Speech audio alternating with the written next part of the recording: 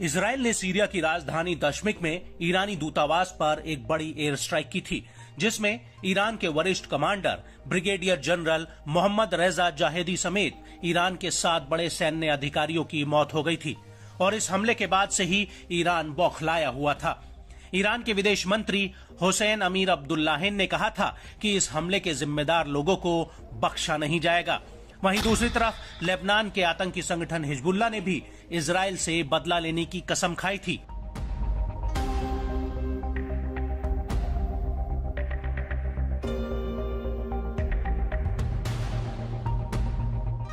और अब इसी कड़ी में इजराइल पर लेबनान के हिजबुल्लाह और इराक और सीरिया के प्रतिरोधी समूहों ने ताबड़तोड़ हमले शुरू कर दिए हैं। इजरायली एयर स्ट्राइक के एक दिन बाद ही हिजबुल्लाह और इराक के प्रतिरोधी समूहों ने उत्तरी इजराइल में एक बड़ा हमला किया है। जिस इलाके में यह हमला हुआ है, हिजबुल्लाह उसे इजराइल के जबरन कब्जे वाला इलाका बताता है। हिजबुल्लाह का कहना है कि इजराइल ने फिलिस्तीन से साल 1948 में यह इलाका हड़प लिया था। दूसरी तरफ इराक के प्रतिरोधी समूहों ने भी दक्षिण पूर्व सीरिया में एक अमेरिकी सैन्य अड्डे पर हमला किया है। लेबनान की न्यूज एजेंसी अल मयादीन ने अपनी एक रिपोर्ट में हिजबुल्लाह प्रमुख के बयान का हवाला देते हुए ये दावा किया है। हिजबुल्लाह ने दावा किया कि उसने इजराइल की नई नवेली लिमान बटालियन के ऊपर गोला बारूद से हमला किया है। यह हमला उत्तरी इजराइल में किया गया है।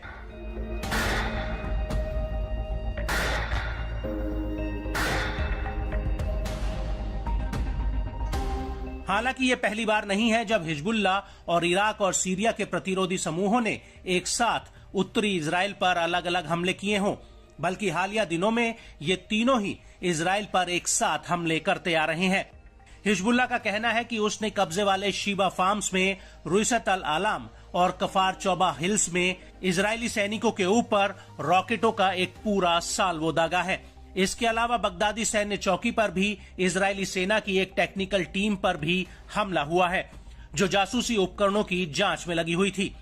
हिजबुल्लाह शीबा फार्म्स के इन इलाकों को अपना बताता है।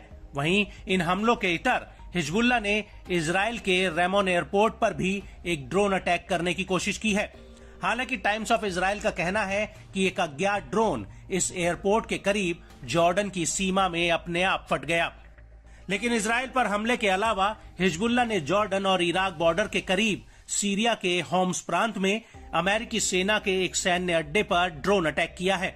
इसको लेकर तुर्की की न्यूज एजेंसी एनादोलू ने स्थानीय रिपोर्ट्स के हवाले से कहा है कि अल-तन्फ बेस पर एक ड्रोन से हमला हुआ था। हालांकि इस हमले में कितना नुकसान हुआ है, इसकी फिलहाल जानकारी सामने नहीं आई है।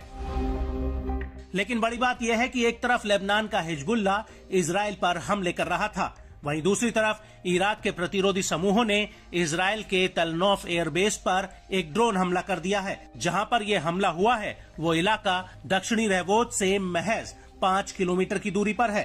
लेकिन बड़ा सवाल ये है कि इन हमलों की वजह से क्या इजराइल एक नए युद्ध की तरफ बढ़ रहा है, जिसमें एक तरफ इजराइल खड़ा है तो वहीं दूसरी तरफ हिजबुल्लाह, हमास, इराक और सीरिया के प्रतिरोधी समूह और यमन का हूती। और अगर ऐसा होता है तो मिडिल ईस्ट में एक बड़ा युद्ध सुलग सकता है, जिससे पूरी दुनिया अछूती नहीं रहेगी।